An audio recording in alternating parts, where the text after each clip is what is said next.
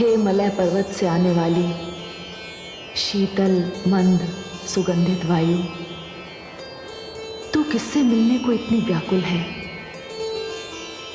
जो इतनी तीव्र गति से भागी चली आ रही है।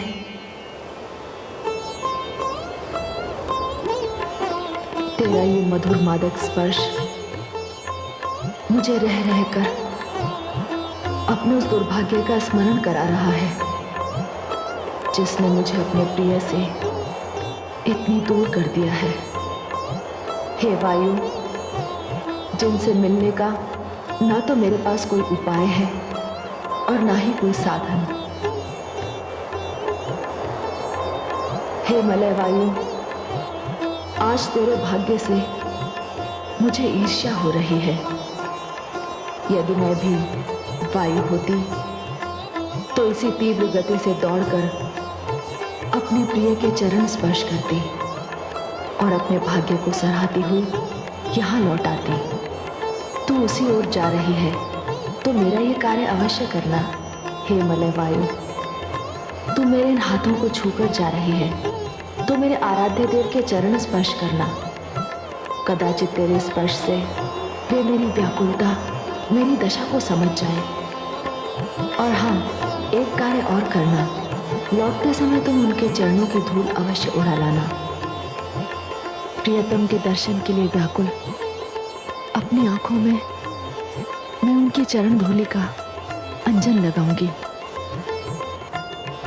दर्शन के लिए तरसती इन आंखों को तभी शीतलता मिलेगी।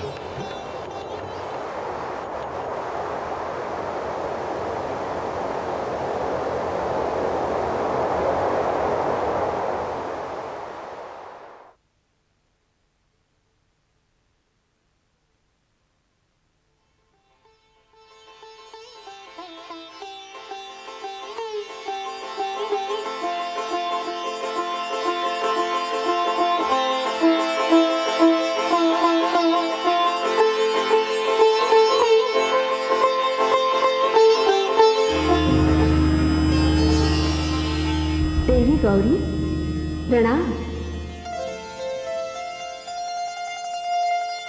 कौन है आप?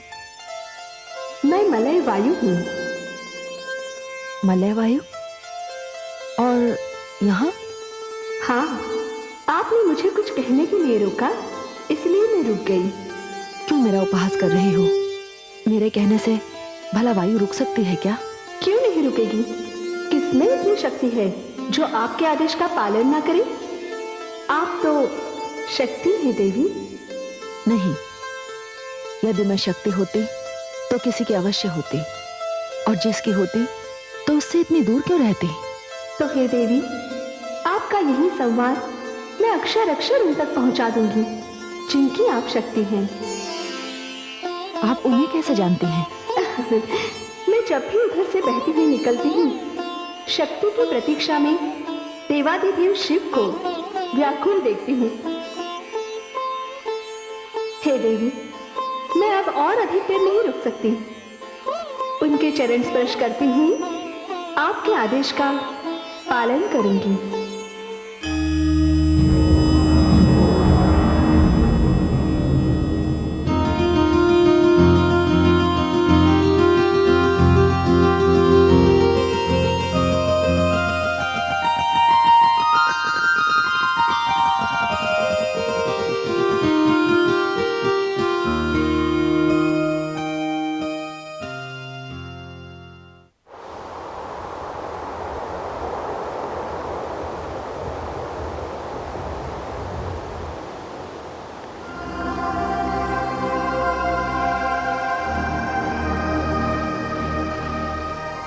मलय वायु,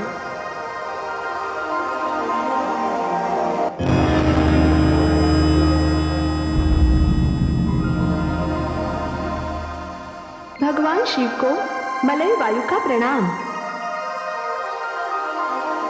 हे शीतल मन सुगंधित वायु, सारा संसार आपके आगमन की प्रतीक्षा करता रहता है। जीवन के संताप से झुलसे हुए लोगों को आप सुख पहुंचाती हैं, शांति पहुंचाती हैं। आप धन्य हैं। आप सारे संसार की निस्वार्थ सेवा करती हैं। आपका एक स्पर्श पाने के लिए मानव, दानव और देवता सभी तरफते रहते हैं। सत्य कहा प्रभु आपने, किंतु आज मैं आपका स्पर्श पाने के लिए कैलाश पर आई हूँ। मेरा स्पर्श? ये आप क्या करेंगे देवी? हाँ प्रभु, मुझे आपके हाथों को छू लेने की इच्छा है। देवी, वायु के रूप में आपके स्पर्श का स्वागत है, किंतु आज जब आप पधारी हैं, साकार नारी के रूप में आई हैं, और नारी के रूप में आपका स्पर्श मेरे लिए वर्जित है। क्यों प्रभु? क्योंकि मेरा शारीरिक स्पर्श उस नारी के लिए आरक्षित है जिसका मेरे जीवन में अभी प्रवेश नहीं हुआ है। और मैं उसी नारी के लिए आपके स्पर्श की कामना लेकर आई हूँ, और उनका नाम है देवी गौरी। देवी गौरी? वो तो मेरी शक्ति है। मैं आपकी शक्ति देवी गौरी के निवेदन पर उनके कमल जैसे हाथों का स्पर्श करके यहाँ आई हूँ, आपके चरण स्पर्श करने। आप तो त्रिकालदर्शी हैं, त्रिभुवननाथ हैं, अंतर्यामी हैं। आप तो जानते ही हैं कि जैसे जैसे प्रजापति दक्ष का विरोध आपके लिए बढ़ता जा रहा है, वैसे वैसे देवी गौरी की आपके प्रति आस्था और भक्ति बढ़ती जा रही है। भोलेनाथ, वियोगिनी का दुख मुझसे देखा नहीं गया, इसलिए उनका संदेश लेकर यहाँ आ गई। अब आज्ञा दीजिए। प्रणाम। ठहरे देवी। देवी, गौरी का संदेश तो आपने मुझ तक पहुंचा दिया, अब मेरा उत्तर भी लेते जाइए। जाकर गौरी के कान में कहना कि उसके बिना खिले हुए कमल वर्षों की तरह लगते हैं। वर्षा ऐसी लगती है मानो आकाश से खौलता हुआ तेल बरस रहा हो। पहले जो कुछ भी अच्छा लगता था, अब वही पीड़ा देने वाला लगता है। वासंती पवन भी सांप की फुंकार लगती है। देवी, गौरी से कहना कि उसके और मेरे प्रेम का रहस्य केवल मेरा हृदय जानता है, और मेरा हृदय गौरी के पास है। आपकी वाणी सुनकर मेरे कान धन्य हो गए। मैं आपका ये संदेश देवी गौरी तक अवश्य पहुंचा दूंगी।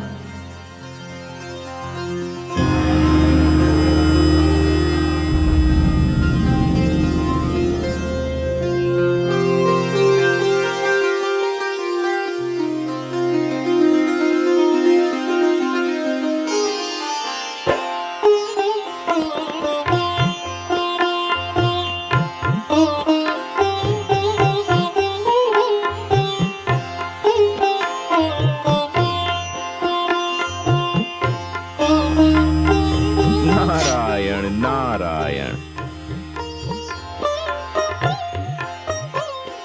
पुत्री गौरी, हमारी पुत्री गौरी इस प्रकार से मग्न न जाने किसके ध्यान में लीन है। पुत्री गौरी, नारायण नारायण।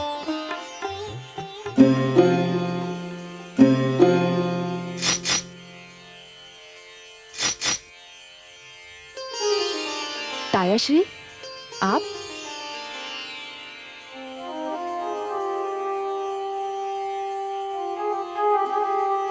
प्रणाम तायाश्री।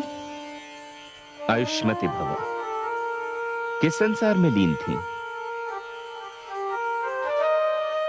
नहीं तायाश्री, ऐसा तो कुछ भी नहीं। कुछ तो है पुत्री। जब व्यक्ति अपने विचारों में ऐसे खो जाए कि उसे अपने आसपास की सुध भी न रहे, तब तो कुछ बात अवश्य है। नहीं तायाश्री, कुछ भी तो नहीं। देखो पुत्री, पहले तो तुम मेरे नारायण का स्वर सुनते ही मेरी ओर लपक कर दौड़ पड़ती थी, किंतु आज तो तुम्हें खड़ताल और वीणा के तारों से जगाना पड़ा। तुम्हारी इस गहरी सोच ने तो मुझे चिंता में डाल दिया। अब बता ही दो पुत्री, कल्पना के किस लोक का भ्रमण कर रही थी तुम? तायाश्री, वो मैं पिताश्री के साथ काशी यात्रा पर गई थी ना, वहां से लौटकर आने के पश्चात। नारायण नारायण, मैं कहता था ना पुत्री कि तुम्हारा इस प्रकार से खो जाना बिना कारण नहीं है। तो तुम उस नगरी गई थी जो तीनों लोक से न्यारी है। वो नगरी तो भगवान भोलेनाथ शिव की नगरी है। क्या तुम्हें भगवान शिव के दर्शन हुए? हाँ हाँ तायाश्री, मैंने दर्शन किए भगवान शिव के। तो शक्ति को शिव के दर्शन हो ही गए। बड़ा ही अद्भुत प्रसंग रहा होगा ये। तायाश्री, बस बस पुत्री, अब कुछ और कहने की आवश्यकता नहीं। अंततः वह शुभ घड़ी आ ही गई जिसकी हमें प्रतीक्षा थी। अर्थात ये तो बड़ी प्रसन्नता की बात है। मुझे यह समाचार भ्राताश्री दक्ष को देना चाहिए, जो तुम्हारे लिए एक अति उत्तम और अति श्रेष्ठ वर ढूंढ रहे हैं। मैं अभी जाकर उन्हें समाचार देता हूं कि हमारी पुत्री के लिए हमें मनचाहा वर मिल गया है। नहीं नहीं तायाश्री, सुनिए। नारायण नारायण। तायाश्री,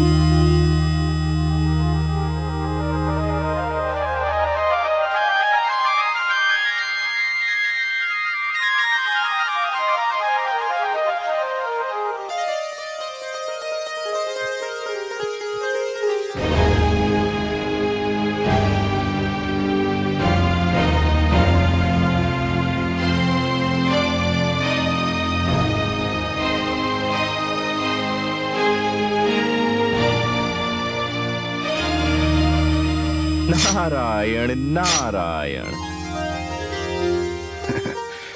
प्रणाम देवर्षि नारद। आयुष्मान भव, कीर्तिमान भव। क्या बात है देवर्षि, आज आप बड़े प्रसन्न चित्त दिखाई दे रहे हैं। सत्य वचन भ्राताश्री दक्ष, सत्य वचन। जब व्यक्ति का मधुर सपना साकार हो जाता है तो प्रसन्नता अपनी सीमाओं को लांघकर वहां पहुंच जाती है जहां मन मस्तिष्क में तरंगे उठ रही हों, हृदय के तार झंझना रहे हों और पग अपने आप नृत्य कर रहे हों। भ्राताश्री दक्ष, आज मैं आपको वो समाचार देने आया हूं जिसे सुनकर आपके जीवन की सारी चिंताओं का समाधान हो जाएगा और आपके जीवन की जो सबसे महत्वपूर्ण महत्वाकांक्षा है वह भी पूरी हो जाएगी। देवर्षि, आप कहना क्या चाहते हैं, मैं समझा नहीं। भ्राताश्री, आपके जीवन की सबसे बड़ी चिंता पुत्री गौरी का विवाह है ना? नहीं देवर्षि, पुत्री गौरी का विवाह मेरी सबसे बड़ी चिंता नहीं है। वो वर है जो सर्वश्रेष्ठ हो, सर्वोत्तम हो। नारायण नारायण। भ्राताश्री, बस वही समाचार तो मैं आपको देने आया हूं जिसे सुनकर आप भी आनंद विभोर होकर मेरी तरह धरती और आकाश के साथ झूम झूम के नृत्य करने लगेंगे। अर्थात भ्राताश्री, पुत्री गौरी के लिए वो वर मिल गया है जो सर्वश्रेष्ठ है, सर्वोत्तम है और पुत्री गौरी के योग्य भी। कौन है वो? भ्राताश्री, उसे कौन नहीं जानता। उसकी महिमा तो तीनों लोक में समाई हुई है। उसके वैभव के आगे कुबेर का धन तुच्छ है।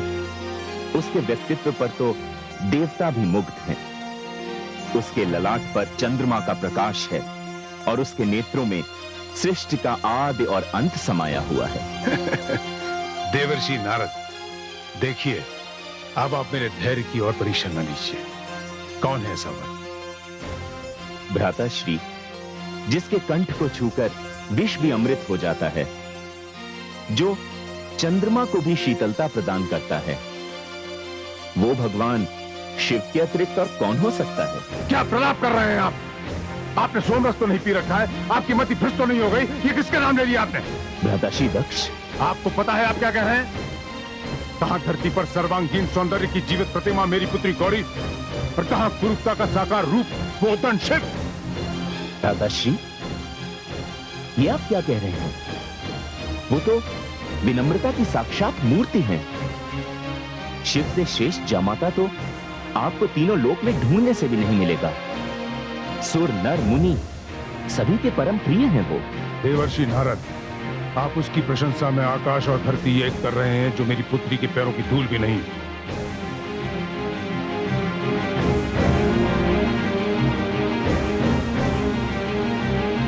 भ्राताश्री, भगवान शिव के संबंध में आपकी धारणा इतनी भ्रमपूर्ण होगी इसका मुझे अनुमान भी नहीं था। देवर्षि नारद, मैं जानता हूं शिव को। वो सर्वश्रेष्ठ है, वो उत्तम है। क्या है उसके पास? वाहन के नाम पर बैल की सवारी, रत्नों और मणियों के नाम पर सर्प की माला, वस्त्र के नाम पर बागंबर। जिसके पास निवास के लिए घर तक नहीं, उसकी गृहिणी बनाकर मैं अपनी पुत्री को कैसे भेज सकता हूं? देवर्षि नारद, शिव जैसे असभ्य और अशिष्ट व्यक्ति को गौरी तो क्या, संसार की कोई भी नारी स्वीकार नहीं कर सकती। भ्राताश्री दक्ष, मैं तो उसका नाम भी नहीं सुनना चाहता मुनिवर। उसके कारण काशी में मुझे अपमानित होना पड़ा। सभा में उसके आते ही मूर्खों की भांति लोग इसकी ओर दौड़ पड़े। लोकप्रियता हो तो ऐसी हो भ्राताश्री। मेरा अंतिम निर्णय भी सुन लीजिए देवर्षि। शिव को छोड़कर यदि आप किसी अन्य वर की खोज कर सके तो करें, अन्यथा। भ्राताश्री, मेरा तो सुझाव यही है कि आप भगवान शिव को ही अपना जामाता स्वीकार कर लें। चुप रहिए। मैं तो चुप रह लूंगा भ्राताश्री, किंतु होनी भी चुप रहेगी या नहीं, इसमें मुझे संदेह है। नारायण नारायण।